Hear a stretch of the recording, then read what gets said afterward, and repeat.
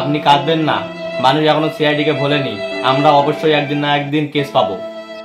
আরে দয়া, আমি কাঁদছি না, এই অভিজিৎ আমার চোখের সামনে পেজ কাটছে বলে আমার কান্না বেরোচ্ছে। Sorry sir. আরে দয়া, সিআইডির এতটাও খারাপ দিন আসনি যে কাজের জন্য কাটতে হবে। সিআইডির পিছনে এখনো মানুষ কাজের জন্য লাইন দিয়ে থাকে। তাহলে স্যার আমরা 5 বছর ধরে কাজ পাচ্ছি না কেন? তার মানে কিছু বুঝতে পারছো দয়া? হ্যাঁ স্যার, বুঝতে পেরেছি তো, আমরা কোনো কাজ পাচ্ছি না আর আপনি এখানে বসে বড় বড় গল্প মারছেন। না দয়া না, আমি এখানে বড় বড় গল্প দিচ্ছি না, আমি এখানে ভাঁড় গল্প দিচ্ছি। স্যার আমি আর আপনার সঙ্গে কাজ করব না। এই বালে সিআইডি কাজ করার থেকে লোকের বাড়ি বাথরুম সাফ করা অনেক ভালো, 2 টাকা ইনকাম হবে। স্যার, অভিজিৎ কিন্তু ঠিকই বলেছে, এই হাত দিয়ে আমি আগে কত লোকের দরজা ভেঙেছিলাম, এখন এই হাতে পেস্ট কাটা ছাড়া কোনো উপায় নেই। হ্যাঁ, চিন্তা করো না দয়া, খুব শীঘ্রই আমরা একটা বড় কেসের সন্ধান পেতে চলেছি।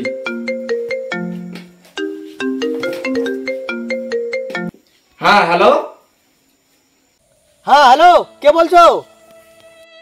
হ্যাঁ, আমি সিআইডি থেকে এসিপি পদ্মু পান বলতেছি। ও সিআইডি, রং নাম্বার। আমার ছেলেকে খুন করেছে, কেস লাগাবো। হ্যাঁ, কেস কেস কেস।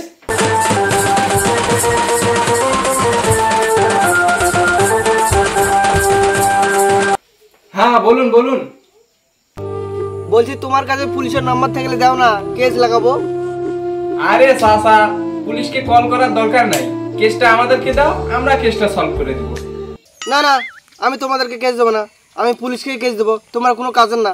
চাচা চাচা, আমি চলে আসছি, কোনো ব্যাপার না, সিআইডি।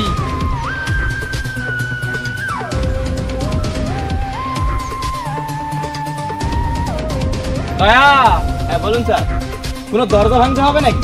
এখানে তো কোনো দরজা নাই, তাই চাচার ঘাড় ভেঙে দাও।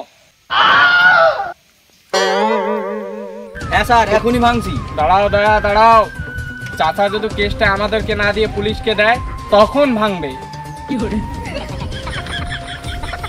আরে চাচা, তাড়াতাড়ি বলেন কি বিষয়ে কেসটা, কারণ আপনাদের ছোটখাটো কেস নিয়ে পড়ে থাকলে হবে না, আমাদের হাতে অনেক বড় বড় কেস আছে। তাহলে যা, বড় বড় কেসগুলো সামলা, আমার কেস তোদেরকে দিব না আমি। আরে চাচা, তুমি আমাদের দ্বারা কেসটা সলভ করালে অনেক বেনিফিট পাবে। দয়া বলো কি কি বেনিফিট পাবে? বেনিফিট পাবে তো? ও হ্যাঁ, বেনিফিট পাবে পাবে পাবে। তাহলে কি কি বেনিফিট পাওয়া যাবে? আরে অনেক বেনিফিট পাবে তো। প্রথমত, আপনাদের কেসটা আমরা অনেক কম দামে সলভ করে দেবো তো।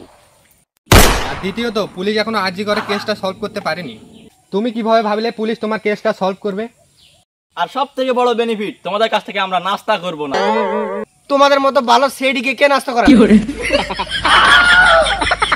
এর মানে কিছু বুঝতে পারছো দয়া? হ্যাঁ স্যার, এর মানে চাচা আমাদেরকে কেসটা দিবে না।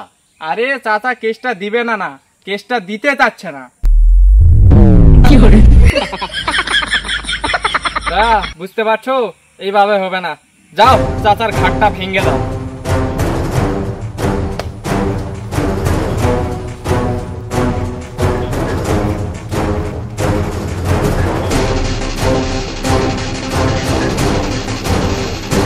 স্যার, দয়া যে চাচাকে জঙ্গলে নিয়ে গেল, পিছন মেরে দেবে না তো? আরে না অভিজিৎ, দয়া ভাঙে, ওইসব কাজ করে না।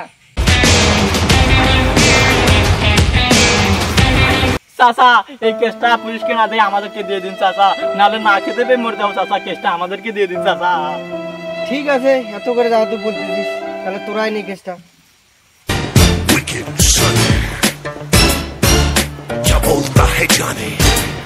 স্যার, কাজ কমপ্লিট। স্যার, চাচা কেসটা ভয়ে দিতে বাধ্য হয়েছে। গুড দয়া, গুড, অনেকদিন পর একটা কাজের কাজ করছো। স্যার, কাজ তো সবসময় আমি আর অভিজিৎই করি। কাজের কাজ তো করেন না, শুধু প্রতিদিন হাতই নাড়ান। স্যার, দয়া তো ঠিক কথাই বলেছে। অভিজিৎ, দয়ার কথায় কান দিও না, গিয়ে চাচার থেকে গিয়ে শোনো যে খুনটা কিভাবে হলো। ঠিক আছে স্যার। আচ্ছা চাচা, বলো তো ছেলেটা কিরকম করে খুন হলো? আরে অভিজিৎ, আমার আব্বা কি বাল জানে যে আমার আব্বাকে জিজ্ঞেস করছো? আমার খুন হয়েছে, আমি বলছি, শোনো তোমরা। ঠিক আছে, তাহলে তুমি বলো কিভাবে খুন হয়েছো। স্যার, আমি একটা ব্লগার, তাই আজকেও সকালে বাগানে ব্লগ করতে এসলাম।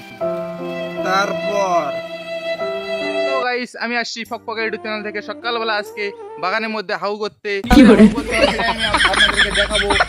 হ্যালো দর্শক বন্ধুরা, তো তোমাদের এই প্রথম পার্টটা কেমন লাগলো সেটা অবশ্যই কমেন্ট করে আমাদের জানাবেন, এবং পরবর্তী পার্ট দেখার জন্য আমাদের চ্যানেলটিকে অবশ্যই সাবস্ক্রাইব করে বেল আইকন নোটিফিকেশন অল করে রাখবেন।